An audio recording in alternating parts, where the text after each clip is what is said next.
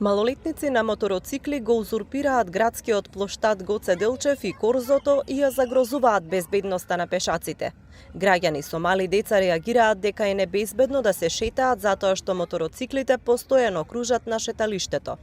На видеата што стигнаа преку апликацијата Граѓански новинар се гледаат десетици мотори управувани од малолетници, како возат по градскиот плоштад.